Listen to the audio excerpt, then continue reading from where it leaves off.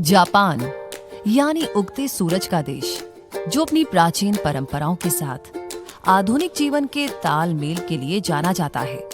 भूकंप भी इस देश के बुलंद इरादों को हिला नहीं पाते और यहाँ के लोग अपनी लंबी उम्र और कड़ी मेहनत के लिए जाने जाते हैं।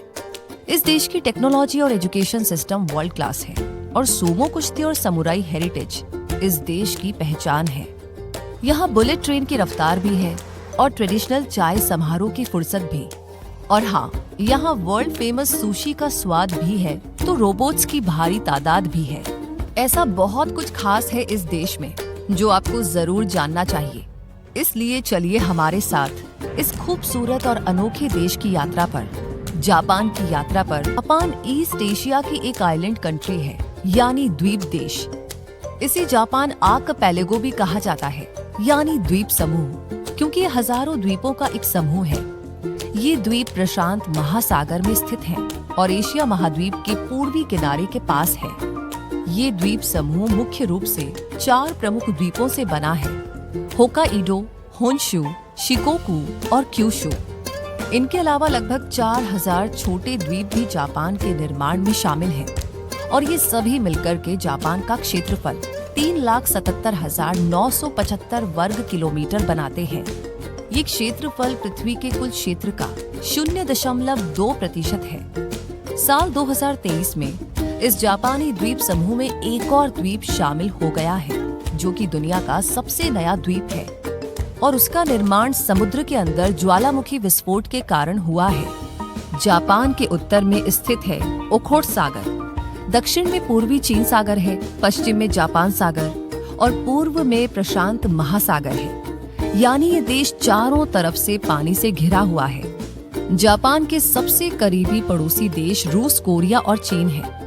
जापान भारत के पूर्व में स्थित है और जापान का समय भारत के समय से 3 घंटे 30 मिनट आगे है। यानी अगर भारत में सुबह 10 बजे है तो जापान में दोपहर के 1:30 होंगे।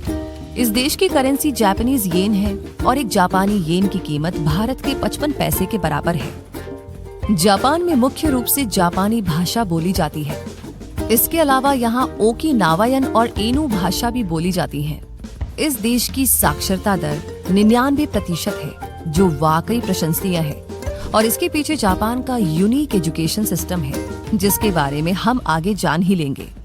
और अभी ये जानते हैं कि जापान की राजधानी और सबसे बड़ा शहर टोक्यो है और ये ग्रेटर टोक्यो एरिया दुनिया के सबसे बड़े शहरी क्षेत्रों में शामिल है, जिसकी आबादी साल 2024 तक 37 मिलियन से ज्यादा थी। जापान की जमीन का 70% हिस्सा पहाड़ी इलाकों से ढका हुआ है, इसलिए मुख्य शहर ज्यादातर उन मैदानी इलाकों में बसे हुए हैं जो कि जमीन का 30% से भी कम हिस्सा है। Tokyo, Kyoto, Yokohama, Osaka, Nagoya, Sapporo, Sendai, Kawasaki, Hiroshima और फुकुओका जापान के कुछ प्रमुख शहर हैं। पहाड़ों और शहरों के अनोखे मिश्रण वाले इस खूबसूरत देश में एक संवैधानिक राजतंत्र है, यानी यहाँ सम्राट भी हैं और संसद भी। सम्राट देश का प्रतीकात्मक प्रमुख होता है, जिसे सत्ता में कोई विशेष अधिकार नहीं होता। उनके पास कोई वास्तविक राजनीतिक शक्ति नहीं होती। असली शक्ति होती है संसद और प्रधानमंत्री के पास। जापान में भारत की तरह स्टेट्स नहीं होते। यहाँ पर प्रीफेक्चर्स होते हैं। इन प्रीफेक्चर्स यानी प्रांतों को राज्यों जितने अधिकार प्राप्त नहीं होते हैं। जापान में 47 प्रांत हैं, जिन्हें भौगोलिक और ऐतिहासिक कारणों से 8 क्षेत्रों में बांटा गया है, जो है Hokkaido, Tohoku, Kanto, Chubu, Kinki, Chugoku, Shikoku और क्यूशो ओकिनावा। इनमें से हर एक क्षेत्र का बोलचाल का तरीका अलग है और अपने अलग रिवाज और पारंपरिक संस्कृति भी है। इन 8 क्षेत्रों में होकाइडो जापान का सबसे उत्तरी द्वीप है। ये ठंडी जलवायु और खूबसूरत प्राकृतिक दृश्यों के लिए जाना जाता है। होकाइडो के दक्षिण में स्थित है तोहोकू क्षेत्र, जो अपने प्राचीन शहरों, गर्म झरनों और खूबसूरत तटों के लिए प्रसिद्ध है। कांतो क्षेत्र जापान का सबसे विकसित क्षेत्र है और इसमें राजधानी टोक्यो भी शामिल है। ये क्षेत्र आर्थिक और सांस्कृतिक केंद्र है।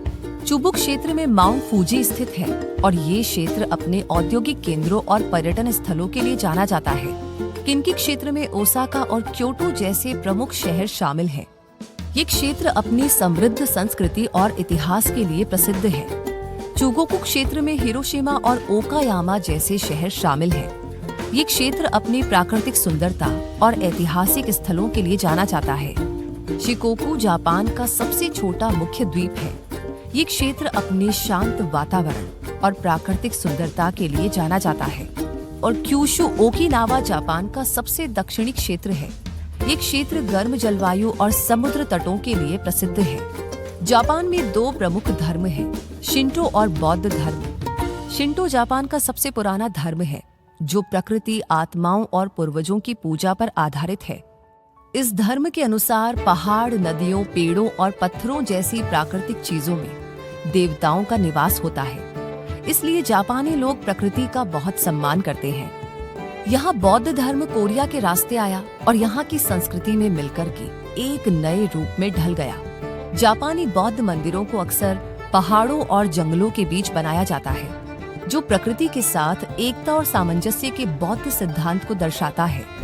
इस देश में दोनों ही धर्म एक दूसरे को प्रभावित करते रहे हैं, इसलिए कई जापानी लोग दोनों धर्मों के अनुयायी हैं।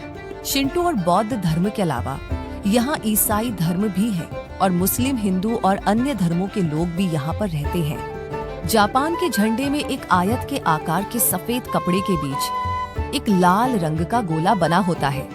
ये सफेद रंग शुद्धता, ईमानदारी, नई शुरुआत और शांति का प्रतीक माना जाता है और लाल गोला सूरज को दर्शाता है। ये झंडा जापान के लोगों के अपने देश के प्रति सम्मान और गर्व को भी दर्शाता है। और फिर जापान नाम का मतलब भी तो उगते सूरज की भूमि होता है। ये नाम चीनी भाषा से आया है, क्योंकि जब चीन से देखा जाता है तो सूरज जापान की दिशा से उगता हुआ दिखाई देता है, इसलिए इसे उगते सूरज का देश कहा गया है। वैसे जापानी लोग अपने देश को निहोन या निप्पॉन कहते हैं, जिसका मतलब भी सूर्य का स्रोत ही होता है। जापान के नाम की ही तरह इसका इतिहास भी बहुत रोचक है, जो बताता है कि कैसे एक छोटे से द्वीपीय देश से दुनिया की सबसे बड़ी अर्थव्यवस्थाओं में शामिल हुआ जापान देश। आज से लगभग 30,000 ईसा पूर्व साइबेरिया और कोरिया से लोग जापान आए और शिकार करके और मछली पकड़कर गुजारा करने लगे। उसके बाद 300 ईसा पूर्व के आसपास यहाँ पर खेती की शुरुआत हुई। आगे चलकर जापानी संस्कृति पर बौद्ध धर्म का गहरा प्रभाव पड़ा। मध्यकाल के समय यहाँ समुराई सत्ता में आए। आगे यहाँ मंदिर और महल बने और 1867 के मेजी पुनरुद्धार से यहाँ एक केंद्रीय सरकार की स्थापना हुई। जापान आधुनिकीकरण की ओर बढ़ा। यहाँ तेजी से विकास होने लगा। फिर आया प्रथम विश्व युद्ध, जिसमें जापान ने अमेरिका सहित मित्र राष्ट्रों का साथ दिया। लेकिन द्वितीय विश्व युद्ध में जापान ने जब अमेरिकी नौसेना बेस पर हमला कर दिया, तब बदले में 1945 में अमेरिका ने 6 और 9 अगस्त को जापान के हिरोशिमा और नागासाकी पर परमाणु बम गिरा दिए, जिसमें लाखों लोगों की जान गई और जापान को आत्मसमर्पण करना पड़ा। जिसके बाद जापान पर अमेरिका और उसके सहयोगी देशों ने कब्जा कर लिया। इस हमले ने जापान को बुरी तरह तबाह कर दिया, लेकिन जापानी लोगों ने अपनी मेहनत और इनोवेशन के दम पर देश को बहुत जल्दी ही फिर से खड़ा कर दिया। 19वीं और 20वीं सदी में जापान ने तेजी से औद्योगिक विकास किया। 1947 में जापान का नया संविधान बना और 1952 में ये देश अमेरिकी नियंत्रण से मुक्त होकर के पूरी तरह स्वतंत्र हो गया। उसके बाद जापान लगातार तेजी से आगे बढ़ता चला गया और आज जापान की अर्थव्यवस्था दुनिया की 4थी सबसे बड़ी अर्थव्यवस्था है। जापान की इकोनॉमी मिक्स्ड इकोनॉमी है, जिसमें सबसे बड़ा कंट्रीब्यूशन सर्विस सेक्टर का है, जो लगभग 70% है। इस क्षेत्र में banking, insurance, business, information technology, health care, education और गवर्नमेंट सर्विसेज शामिल हैं। और इंडस्ट्रियल सेक्टर जापान की जीडीपी में 30% का कंट्रीब्यूशन देता है। इंडस्ट्रियल डेवलपमेंट ने जापान को एक विकसित देश बनाया है और इस क्षेत्र में जापान की हाई क्वालिटी और एडवांस टेक्नोलॉजी वाली कार, इलेक्ट्रॉनिक्स और मशीनरी जैसे उत्पाद आते हैं। इनके अलावा एग्रीकल्चर, फॉरेस्ट्री और फिशिंग भी यहाँ के इम्पोर्टेंट सेक्टर्स हैं। स्ट्रॉन्ग इकोनॉमी वाले जापान की नेचुरल ब्यूटी भी बेहद खास है। यहाँ होकाइडो और तोहोकू क्षेत्रों के घने जंगल भी हैं। माउंट फूजी जैसे पहाड़ भी हैं। हमाहिगाना और मिबाऊ जैसे समुद्री तट भी हैं और ओकिनावा और यायामा जैसे द्वीप भी हैं। इसके बावजूद इस पहाड़ी देश का ज्यादातर हिस्सा घने जंगलों से ढका है, जो इसे दुनिया के सबसे ज्यादा वन क्षेत्र वाले विकसित देशों में शामिल करता है। इसके अलावा भी कुछ है जो जापान को बहुत अलग बनाता है, और वो है रिंग ऑफ फायर। जी हाँ, जापान रिंग ऑफ फायर में स्थित है, जो प्रशांत महासागर के किनारे के आसपास सक्रिय ज्वालामुखियों और भूकंपीय गतिविधियों का एक क्षेत्र है। इस क्षेत्र में जापान के नीचे कई टेक्टोनिक प्लेट्स हैं, जो लगातार गतिशील रहती हैं। जब ये प्लेटें एक दूसरे से टकराती हैं, तो भूकंप आते हैं। इसी वजह से जापान में हर साल हजारों छोटे बड़े भूकंप आते रहते हैं। इसी तरह इन प्लेटों की मूवमेंट की वजह से ज्वालामुखी भी फटते हैं और समुद्र के अंदर आने वाले भूकंप या ज्वालामुखी विस्फोट के कारण सुनामी भी आ सकती है। यानी जापान की भौगोलिक स्थिति इसे भूकंप जैसी कई प्राकृतिक आपदाओं में घेरे रखती है। 1923 में आया कांतो भूकंप और 2011 में आया महान पूर्वी जापान भूकंप जापान के इतिहास में सबसे विनाशकारी भूकंप है। लेकिन जापान जैसा देश कहां हार मानने वाला है। इस देश में ऐसी आपदाओं से निपटने के कई उपाय किए जाते हैं। इमारतों को भूकंप रोधी तकनीक से बनाया जाता है। स्कूलों और ऑफिसेज में नियमित रूप से डिजास्टर ड्रिल कराई जाती है, और इस देश में एक मजबूत सुनामी चेतावनी सिस्टम भी है। और ये सभी तरीके मिलकर के इन मुश्किलों से निपटने और आगे बढ़ते रहने में जापान की मदद करते हैं। जापान की जलवायु मानसूनी है और ये देश 4 मौसमों का अनुभव करता है: वसंत, ग्रीष्म, शरद और शीत। यहाँ पर झीलें, नदियाँ, झरने भी हैं, जो जापान को बेहद सुंदर बनाते हैं। यहाँ पर झील को मिज़ोइमी कहा जाता है, और बीवा झील जापान की सबसे बड़ी मीठे पानी की झील है। ये दुनिया की 10 सबसे प्राचीन झीलों में से एक है, और इसकी उम्र लगभग 4 मिलियन साल है। ये झील क्योटो और आसपास के शहरों के लिए पीने के पानी का मेन सोर्स है। इसी तरह कासुमेगौरा झील जापान की दूसरी सबसे बड़ी झील है, और माशु झील जापान की सबसे साफ झील मानी जाती है। इनके अलावा यहाँ सारुमा, इनावाशिरो, तोया और सुवा झील भी है। जापान में नदियों को कावा या गावा कहा जाता है, और जापान की सबसे लंबी नदी 367 किलोमीटर लंबी शिनानो-गावा है, और दूसरी लंबी नदी है टोने-गावा। इनके अलावा साई-गावा, नाराई-गावा, योमासे-गावा, किसो-गावा और योकोगु-गावा भी जापान की प्रमुख नदियां हैं, जो कृषि के लिए पानी का सोर्स भी बनती है और पर्यटन को भी बढ़ाती है। यहाँ पर झरने को ताकी कहा जाता है, और जापान का सबसे ऊंचा मौसमी झरना हन्नो ताकी है, जो 487 मीटर ऊंचा है। जापान में प्राकृतिक गर्म झरने भी हैं, जिन्हें ओनसेन कहा जाता है, जिनमें नहाकर थकान दूर करना एक पारंपरिक जापानी रस्म है। तो झीलों, नदियों और झरनों के अलावा यहाँ पहाड़ भी है, जैसे माउंट फूजी, जो जापान का सबसे ऊंचा पहाड़ है और लगभग 3776 मीटर ऊंचा है। ये जापान के होन्शु द्वीप पर स्थित एक सक्रिय ज्वालामुखी है, जिसका निर्माण आज से लगभग 2.6 मिलियन साल पहले हुआ था। ये ज्वालामुखी आखिरी बार 1707 में फटा था, और वर्तमान में ये निष्क्रिय है, लेकिन भविष्य में ये फिर से फट सकता है। जापानी संस्कृति में इस पहाड़ का विशेष महत्व है। शिंटो धर्म में इसे एक पवित्र पर्वत माना जाता है, और इसे जापानी कला, साहित्य और धर्म में चित्रित भी किया गया है। हर साल हजारों लोग माउंट फूजी पर चढ़ाई करते हैं, क्योंकि माना जाता है कि इस पवित्र पर्वत पर चढ़ने से आध्यात्मिक शुद्धता मिलती है। इसके आसपास कई मंदिर, झीलें और पर्यटन स्थल हैं, जो कि इसकी खूबसूरती को और भी बढ़ाते हैं। और इसके सांस्कृतिक और प्राकृतिक सौंदर्य के आधार पर इसे यूनेस्को की वर्ल्ड हेरिटेज साइट्स में भी शामिल किया गया है। ये पर्वत जापान के 3 पवित्र पर्वतों में शामिल है, जो है माउंट फूजी, माउंट ताते और माउंट हाकू पर्वत। इन पर्वतों को उनकी प्राकृतिक सुंदरता, धार्मिक महत्व और सांस्कृतिक महत्व की वजह से पूजा जाता है। ऐसा ही एक और पहाड़ जापानी आल्प्स है, जो जापान के मध्य भाग में स्थित एक खूबसूरत पर्वत श्रृंखला है। हिदाकियो और अकाशी, ये 3 मुख्य पर्वत श्रृंखलाएं मिलकर के जापानी आल्प्स बनाती है। इनकी खूबसूरती यूरोपीय आल्प से मिलती जुलती है। यहाँ पर गहरी घाटियाँ, ऊंचे पर्वत शिखर, झीलें और गर्म झरने भी हैं। और यहाँ skiing, rock climbing, trekking, camping और साइकिलिंग का मजा भी लिया जाता है। जापान जैव विविधता में भी समृद्ध है। यहाँ जापानी मैपल, जापानी रेड पाइन और चेरी ब्लॉसम जैसे पेड़ पौधे पाए जाते हैं। तो यहाँ पर घास के मैदान भी हैं। बाढ़ नियंत्रण में सहायक आर्द्र भूमि भी यहाँ पर है, तटीय क्षेत्र भी है और प्रवाल भित्तियां भी हैं। यहाँ पर जापानी मैकाक, जापानी डियर, एजो रेड फॉक्स और जापानीज जायंट फ्लाइंग स्क्विरल जैसे मैमल्स भी पाए जाते हैं। और बुश वॉबलर, स्वॉलो और ग्रीन फेजेंट जैसे बर्ड्स भी पाए जाते हैं। हाबू और मामुशी जैसे रेप्टाइल्स और डुगोंग जैसे मरीन मैमल्स भी यहाँ पर रहा करते हैं।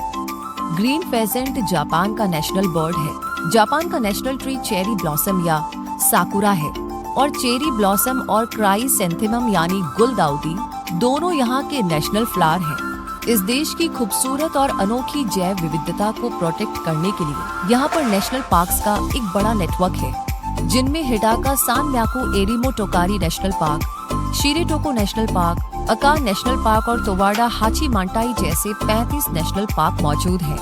प्रकृति के महत्व को समझने और संरक्षित रखने वाले जापान को तकनीक का इस्तेमाल करना भी बखूबी आता है। और इस तकनीक के दम पर इस देश ने दुनिया को ऐसे बहुत से आविष्कार दिए हैं जिनसे हमारी जिंदगी बहुत आसान हो गई है।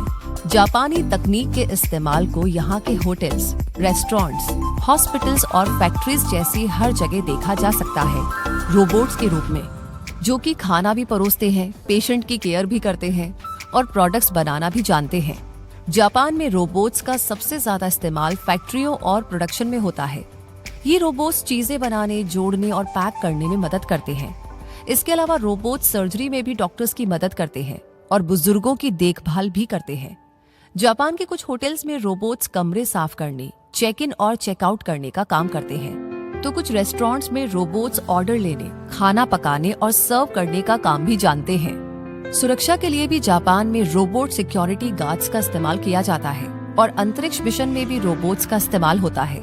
इसी तरह जापान ने दुनिया को कई तरह के इलेक्ट्रॉनिक गैजेट्स दिए हैं। पहला electric rice cooker, blu-ray disc और वॉकमैन जैसी चीजें जापान की ही देन है। और आज हम जो प्लाज्मा टीवी और एलसीडी टीवी देखते हैं, वो भी जापानी इंजीनियर्स की मेहनत का नतीजा है। सोनी, पैनासोनिक, कैनन और निकॉन जैसे टॉप ब्रांड्स जापान के ही हैं और जापानी कार्स भी दुनिया भर में मशहूर हैं। टोयोटा, होंडा और निसान जैसी जापानी कार ब्रांड्स बहुत मजबूत माने जाते हैं। इतना ही नहीं, जापान की बुलेट ट्रेन शिंकानसेन तो दुनिया की सबसे तेज और सबसे सुरक्षित ट्रेन में से एक है। इसकी मैक्सिमम स्पीड 320 किलोमीटर प्रति घंटा है, यानी पलक झपकते ही आपको एक से दूसरे शहर पहुंचाना इसके लिए बहुत ही आसान है। यहाँ की चीबा अर्बन मोनो रेल भी कुछ कम नहीं है। ये ऐसी यूनिक हाईवे रेल है जो जमीन से ऊपर हवा में चलती है, जिसमें सफर करके एकदम नया एक्सपीरियंस लिया जा सकता है।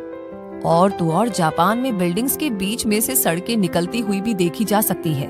टोक्यो और ओसाका जैसे कई शहरों में ऐसा नजारा देखा जा सकता है, जो असल में जगह की कमी और भूकंप के खतरे को ध्यान में रखते हुए बनाई गई है। जापान के पास अपनी एक स्पेस एजेंसी जाक्सा भी है और यहाँ मौजूद कैप्सूल होटल और वेंडिंग मशीन्स भी बहुत अनोखे इनोवेशंस माने जाते हैं। जापान में रहने की जगह कम होती है, इसलिए यहाँ कैप्सूल होटल बनाए गए हैं। ये बहुत ही कंफर्टेबल मिनी होटल जैसे हैं, जिनमें छोटे कमरे होते हैं, जो कि एक व्यक्ति के सोने के लिए काफी है। इनमें बिस्तर, टीवी, एसी, लाइट्स और पावर सॉकेट्स जैसी सुविधाएं मिलती हैं। कम बजट में यात्रा करने वाले लोग इसे काफी पसंद करते हैं और ये एक नया और यूनिक एक्सपीरियंस भी देता है। कुछ ऐसा ही यूनिक एक्सपीरियंस वेंडिंग मशीन को देखकर भी होता है, जो कि जापान के ज्यादातर गली मोहल्लों में नजर आ जाती है। 24 घंटे काम करने वाली ये मशीनें बस कुछ बटन दबाते ही गर्म खाना, फूल, कॉस्मेटिक्स, हेडफोन्स और टी शर्ट जैसे बहुत तरह के सामान खरीदने का मौका देती है। इनकी वजह से जापानी लोगों को दुकान तक जाने की जरूरत नहीं पड़ती और उनका काफी समय बच जाता है, क्योंकि जापानी लोग समय के बहुत पाबंद होते हैं और उसे फिजूल खर्च नहीं करना चाहते। तो इन सभी इंटरेस्टिंग इन्वेंशंस के अलावा सुपर मारियो, पोकेमॉन, डोरेमोन और शिनचैन जैसे जापानी गेम्स और कार्टून्स भी जापान की ही देन है। जापानी कॉमिक्स, मंगा और एनीमे भी दुनिया भर में बहुत पसंद किए जाते हैं और जापानी पॉप कल्चर यानी जे पॉप भी। जापान के एडवांसमेंट के पीछे इसके वर्क कल्चर का बहुत बड़ा हाथ है, क्योंकि जापानी लोग बहुत ही मेहनती और डिसिप्लिन्ड होते हैं और अपनी कंपनी के प्रति समर्पित भी होते हैं। यहाँ पर टीम वर्क को बहुत इम्पोर्टेंस दी जाती है और सीनियर्स का सम्मान करना बहुत जरूरी माना जाता है। इस वर्क कल्चर में ओवर टाइम करना बहुत आम बात है और ऑफिस टाइम में थकान दूर करने के लिए थोड़ी देर सोना भी उतना ही आम है। हालांकि ओवर टाइम की वजह से एम्प्लॉइज की हेल्थ पर कई बार नेगेटिव असर भी पड़ने लगता है और इस वजह से उनकी डेथ भी हो जाती है, जो कारोशी कहलाती है। इस सिचुएशन से बचने के लिए जापानी सरकार ने अपने वर्क कल्चर को बैलेंस करने पर काम करना शुरू कर दिया है, जो कि अच्छी बात है। डेडिकेटेड वर्क कल्चर वाले जापान का एजुकेशन सिस्टम भी बहुत खास है और दुनिया के बेस्ट एजुकेशन सिस्टम्स में शामिल है, क्योंकि जापान में प्रैक्टिकल लर्निंग, क्रिटिकल थिंकिंग और मोरल्स पर ज्यादा फोकस किया जाता है। यहाँ 9 साल की शुरुआती शिक्षा कंपलसरी और फ्री है, जिसकी वजह से इस देश की साक्षरता दर इतनी ज्यादा है। यहाँ मैथ और साइंस पर ज्यादा जोर दिया जाता है और बच्चों को शुरू से ही इंडिपेंडेंट बनना सिखाया जाता है। इसके लिए 6 साल के बच्चे भी ग्रुप वॉकिंग करते हुए स्कूल जाते हैं, टाइम की वैल्यू को समझते हैं, रोज अपने स्कूल की सफाई भी करते हैं, लंच टाइम में खाना भी परोसते हैं और एक दूसरे की मदद भी करते हैं। अपने सीनियर स्टूडेंट्स की रिस्पेक्ट करना और भूकंप आने पर सही एक्शन लेने जैसी हर जरूरी बात इन बच्चों को पता होती है। और लंबी उम्र का राज भी तो हर जापानी को पता होता है। जापान के लोग दुनिया में सबसे लंबी उम्र जीने वाले लोगों में शुमार हैं। इनकी लंबी उम्र का राज असल में इनकी लाइफस्टाइल में छिपा है। ये लोग बहुत ही संतुलित जीवन जीते हैं, अपनी डाइट का खास ख्याल रखते हैं। इनकी डाइट में रेड मीट की मात्रा काफी कम होती है और उसकी जगह फिश, सोयाबीन और ताजी सब्जियां ज्यादा होती हैं। जापानी लोग जंक फूड और ज्यादा तले हुए खाने से भी दूर रहते हैं। यहाँ के लोग फिजिकली बहुत एक्टिव रहते हैं, इन्हें पैदल चलना पसंद होता है। रेगुलर एक्सरसाइज करना और बढ़ती उम्र के साथ वजन को मेंटेन रखना भी ये जरूरी समझते हैं। अपनी बेहतर मेंटल हेल्थ के लिए ये लोग नेचर के करीब रहना पसंद करते हैं। इसके लिए ये लोग फॉरेस्ट बाथिंग करते हैं, जो जापान का एक पारंपरिक और मानसिक स्वास्थ्य से जुड़ा अभ्यास है, जिसमें लोग जंगल में जाकर प्रकृति के बीच समय बिताते हैं। इससे तनाव कम होता है और मेंटल हेल्थ बेहतर होती है। जापानी लोग सोशली भी बहुत एक्टिव होते हैं और खुश रहना जानते हैं, इसलिए ये लंबी उम्र जीते हैं। इस तरह का जीवन जीने की कला जापानी संस्कृति का हिस्सा है। अपनी संस्कृति को अपनाते और अनुसरण करते हुए जापानी लोग दूसरों के सम्मान में झुककर अभिवादन करते हैं, नई तकनीकों को अपनाते हैं और इनके साथ साथ अपनी पारंपरिक और समृद्ध विरासत का महत्व भी जानते हैं। जो सूमो कुश्ती पूरी दुनिया में प्रसिद्ध है, वो जापान के शिंटो धर्म से जुड़ा एक पारंपरिक और बहुत सम्मानित राष्ट्रीय खेल है, जिसमें विशाल आकार और ताकत वाले सूमो पहलवान आपस में कुश्ती करते हैं। वो इसे देवताओं की सेवा मानकर खेलते हैं। सूमो के अलावा यहाँ जूडो, कराटे, केंदो और क्यूडो जैसे और भी बहुत से मार्शल आर्ट्स का विकास हुआ है, जो कि पूरी दुनिया में प्रसिद्ध है। इसी तरह प्रसिद्ध है जापान के समुराई और निंजा। समुराई जापान के प्राचीन शक्तिशाली योद्धा थे, जो मध्यकाल में जापान की सैनिक शक्ति का एक अहम हिस्सा थे। उन्होंने जापानी समाज को आकार देने में महत्वपूर्ण भूमिका निभाई थी। और निंजा जापान के गुप्त एजेंट हुआ करते थे, जो कई तरह के हथियारों और तकनीकों का इस्तेमाल करने वाले कुशल योद्धा और जासूस हुआ करते थे। उनकी निंजा टेक्निक्स दुनिया भर में बहुत मशहूर है। जापानी संस्कृति का ऐसा ही एक और अनूठा रूप है गीशा, जो जापानी संस्कृति का एक महत्वपूर्ण हिस्सा है। ये ऐसी पारंपरिक महिला कलाकार होती हैं, जो कई सालों के कठिन प्रशिक्षण के बाद नृत्य, संगीत और बातचीत में पारंगत होती है। और इनका उद्देश्य न केवल मनोरंजन करना होता है, बल्कि अपनी कला के जरिए शांति और शिष्टाचार को बढ़ावा देना भी होता है। इन्हें पारंपरिक भोज, त्योहारों और चाय समारोह में देखा जा सकता है। वैसे जापानी संस्कृति की झलक तो चाय समारोह में भी देखी जा सकती है, जापानी त्योहारों में भी देखी जा सकती है और जापानी रहन सहन और व्यवहार में भी ये झलकती है। चाय समारोह, जिसे जापान में चानोयू कहा जाता है, इसकी शुरुआत 16वीं शताब्दी में हुई थी और धीरे धीरे ये जापानी संस्कृति का एक महत्वपूर्ण हिस्सा बन गया। ये सिर्फ चाय पीने का तरीका नहीं है, बल्कि हर जापानी व्यक्ति के लिए समर्पण, शांति, सौहार्द और पारस्परिक सम्मान का प्रतीक भी है। जापानी लोग चाय पीने के बड़े शौकीन होते हैं और इस समारोह में मैचा चाय का उपयोग किया जाता है, जो हरी चाय की पत्तियों को पीसकर बनाई जाती है और इसे गर्म पानी में मिलाकर पिया जाता है। चाय समारोह में भाग लेने वाले लोग एक दूसरे के साथ सम्मान, ध्यान और शांति के साथ समय बिताते हैं और मन की शांति का अनुभव करते हैं। इस समय किमोनो पहनने की परंपरा भी है, जो कि एक लंबा ढीला पारंपरिक जापानी पोशाक है जिसे महिला और पुरुष विशेष अवसरों पर पहना करते हैं, जैसे चाय समारोह, शादी और सांस्कृतिक अवसरों पर। इस चाय समारोह की ही तरह जापान के त्योहार भी बहुत खास होते हैं। ये मात्सुरी कहलाते हैं और इस देश की संस्कृति और परंपराओं को करीब से देखने और महसूस करने का अवसर देते हैं। ये त्योहार प्रकृति, देवताओं और समुदाय के बीच मजबूत संबंध दर्शाते हैं। वसंत ऋतु के आने पर होने वाला चेरी ब्लॉसम फेस्टिवल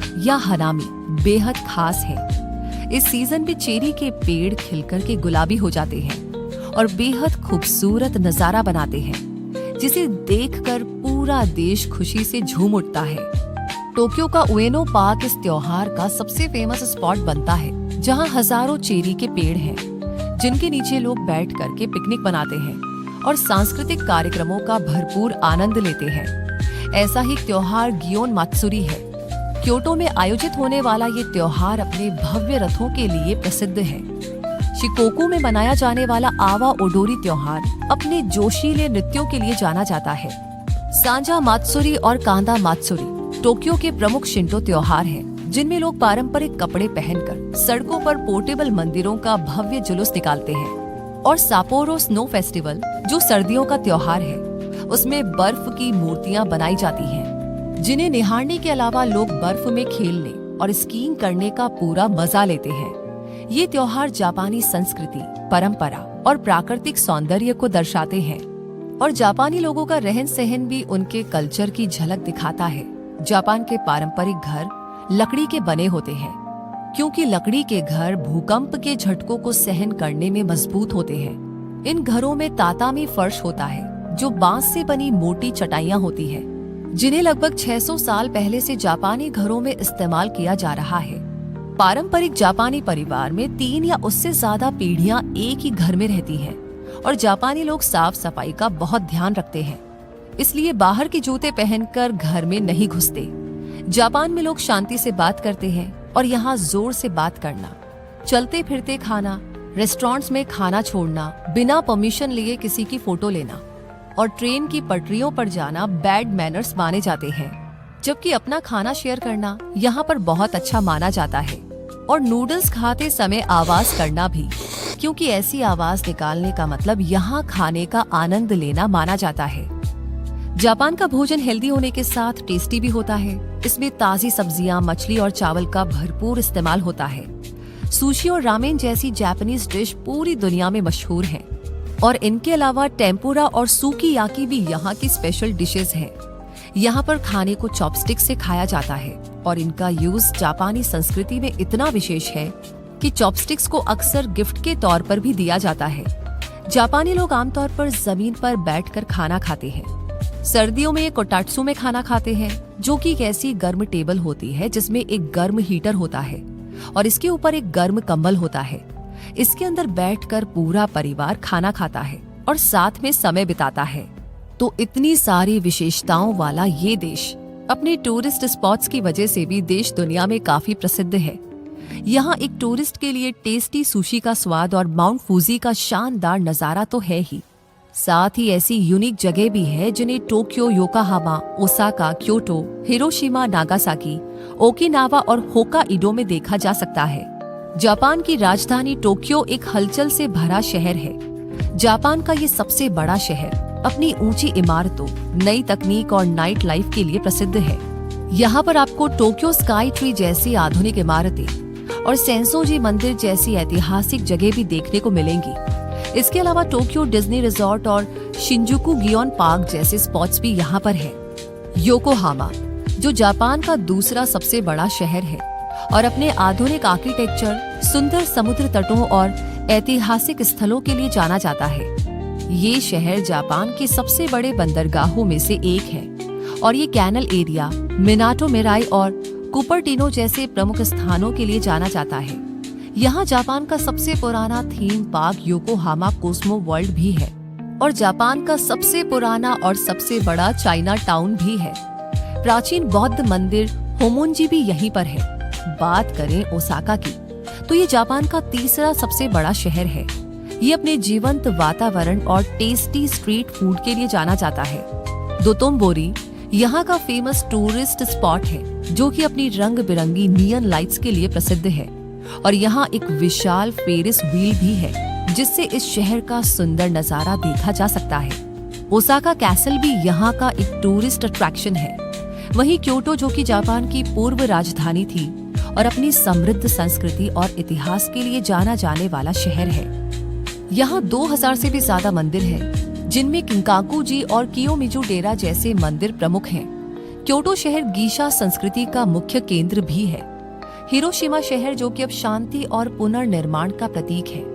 इसमें हिरोशिमा पीस मेमोरियल पार्क और हिरोशिमा गेनबाकू डोम है और शुकेई-एन जैसे सुंदर बगीचे और मियाजिमा द्वीप भी हैं, जो प्रसिद्ध इत्सुकुशिमा मंदिर के लिए जाना जाता है। नागासाकी एक ऐतिहासिक बंदरगाह शहर है और यहाँ जापानी और यूरोपीय संस्कृतियों का मिश्रण भी देखने को मिलता है। नागासाकी पीस पार्क और स्मोकिंग हिल पार्क के अलावा यहाँ की प्राकृतिक सुंदरता जैसे माउंट इम्यामान और ओनोबाशी भी पर्यटकों को आकर्षित करती है। जापान के दक्षिणी हिस्से में स्थित ओकिनावा द्वीप समूह अपने खूबसूरत समुद्र तटों और क्रिस्टल क्लियर पानी के लिए प्रसिद्ध है। यहाँ की रयुकयू संस्कृति, जिसमें चीनी, जापानी और अन्य एशियाई संस्कृतियों का मिश्रण है, पर्यटकों के लिए एक अद्भुत अनुभव प्रस्तुत करती है। ऐसा ही एक द्वीप है होकाइडो, जो कि अपनी प्राकृतिक सुंदरता के लिए जाना जाता है। यहाँ टूरिस्ट ज्वालामुखी, गर्म झरने और खूबसूरत झीलें देख सकते हैं और स्कीइंग, हाइकिंग और वाइल्ड लाइफ को देखने का मौका भी आप यहाँ पर पा सकते हैं। तो इन फेमस सिटीज और आइलैंड्स के अलावा जापान में माउंट फ्यूजी जैसी कई वर्ल्ड हेरिटेज साइट्स भी हैं, जिन्हें देखकर जापान के इतिहास और कल्चर को करीब से समझा जा सकता है। जैसे होर्युजी मंदिर। इस प्राचीन मंदिर परिसर में दुनिया की कुछ सबसे पुरानी लकड़ी की संरचनाएं हैं, जो असाधारण कारीगरी का प्रदर्शन करती हैं। ये जापान के धार्मिक इतिहास का महत्वपूर्ण हिस्सा है। हिमेजी कैसल, जो कि व्हाइट हेरोन कैसल भी कहा जाता है, ये जापान के सबसे भव्य महलों में से एक है और वास्तुकला का बेहतरीन उदाहरण प्रस्तुत करता है। प्राचीन क्योटो के स्मारक, जिनमें कई मंदिर और महल शामिल हैं, जो क्योटो के समृद्ध इतिहास और सांस्कृतिक विरासत की झलक पेश करते हैं। शिराकावा गो और गोकायामा जापानी आल्प्स में स्थित पारंपरिक गांव है और इनकी छतें भारी बर्फबारी के लिए अनुकूलित होती हैं। यहाँ के गैसो जुकुरी फार्म हाउस बेहद खास है। हिरोशिमा गेनबाकू डोम, जो परमाणु बमबारी की एक मार्मिक याद दिलाता है, और प्राचीन नारा के स्मारक, जिनमें तोदाई जी मंदिर भी शामिल है, जहाँ एक विशाल कांस्य बुद्ध प्रतिमा है। इन हेरिटेज साइट्स में इत्सुकुशिमा मंदिर, याकुशिमा द्वीप और शिराकामी संची जैसे कई और स्थल शामिल हैं, जिन्हें हर टूरिस्ट को जरूर देखना चाहिए, ताकि हर टूरिस्ट ये समझ सके कि जापान कितना खास देश है। इसे सिर्फ इसकी तकनीक और गति के लिए ही नहीं पहचाना जाना चाहिए, बल्कि ऐतिहासिक धरोहरों को संजोए रखने के लिए भी जाना जाना चाहिए। ऐसा नहीं है कि इस विकसित देश के सामने कोई चुनौतियां नहीं है, क्योंकि ये देश तेजी से बढ़ती बुजुर्ग आबादी और युवाओं की कम संख्या से जूझ रहा है। दुनिया में मिलने वाले कंपटीशन के लिए कड़ी मेहनत कर रहा है और भूकंप और सुनामी जैसे नेचुरल डिजास्टर से भी निपट रहा है, लेकिन रुक नहीं रहा, बल्कि अपनी मेहनत और तकनीक के दम पर तेजी से आगे बढ़ रहा है। इसकी यही खूबी जापान को बहुत खास बनाती है। ये देश भारत देश के साथ मजबूत सांस्कृतिक और व्यापारिक संबंध भी रखता है और प्राचीन काल से लेकर आज तक आपसी सहयोग और विकास के लिए काम भी कर रहा है। अब अगर आप भारत से जापान की यात्रा करने का इरादा रखते हैं, तो आपको ये जरूर जान लेना चाहिए कि जापान घूमने का सबसे अच्छा समय वसंत और शरद ऋतु में है, यानी मार्च से मई के महीनों में और सितंबर से नवंबर के महीनों में। एक भारतीय नागरिक को जापान जाने के लिए वीजा की जरूरत होगी और भारत के दिल्ली, मुंबई और बेंगलुरु जैसे शहरों से आसानी से जापान के लिए फ्लाइट ली जा सकती है।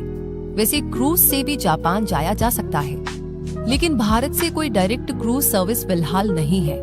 इस रूट से ट्रैवल करने के लिए सिंगापुर, चीन या दुबई से ही क्रूज सर्विस ली जा सकती है। वैसे आपके लिए ये जानना भी उतना ही इम्पोर्टेंट है कि जापान की अद्भुत यात्रा करने के बाद लौटते समय आप कुछ खास तोहफे वहां से लेकर आ सकते हैं, जैसे क्योटो सिरेमिक्स, जो पारंपरिक जापानी चाय के सेट और सजावटी सामान के रूप में मिलते हैं और बहुत ही सुंदर होते हैं। ओकिनावा रियुक्स ग्लास से बने कांच के बर्तन भी काफी फेमस हैं। जापान में लकड़ी के खूबसूरत सामान जैसे पारंपरिक फर्नीचर, खिलौने और हाथ से बने सामान भी मिलते हैं और जापानी घड़ियां भी अपनी स्टाइलिश डिजाइन के लिए जानी जाती हैं। अब जापान से प्रसिद्ध मैचा चाय और किटकैट चॉकलेट के अनोखे फ्लेवर जैसे स्ट्रॉबेरी और स्वीट पोटैटो भी ले सकते हैं। किमोनो, जो कि जापान की पारंपरिक पोशाक है, वो भी एक बेहतरीन तोहफा हो सकता है। यहाँ के प्यारे कावाई कैरेक्टर्स वाले सामान और चॉपस्टिक्स भी जापान की मीठी यादें अपने साथ ले जाने के लिए एक शानदार विकल्प हो सकते हैं। तो इतना कुछ ले जा सकते हैं आप जापान से अपने लिए यादों के रूप में और अपनों के लिए तोहफों के रूप में। इसी के साथ अब आपकी जापान यात्रा के लिए हम जापानी में कहना चाहेंगे योई ताबिओ, यानी शुभ यात्रा। और इस डॉक्यूमेंट्री के जरिए की गई जापान यात्रा आपको कैसी लगी, हमें कमेंट सेक्शन में जरूर बताइएगा। क्या आपने जापानी कल्चर को करीब से महसूस किया? अगर हाँ, तो इस वीडियो को लाइक करने के साथ अपना ढेर सारा प्यार और शेयर करना बिल्कुल ना भूलें, ताकि हमें पता चल सके कि आप देश दुनिया को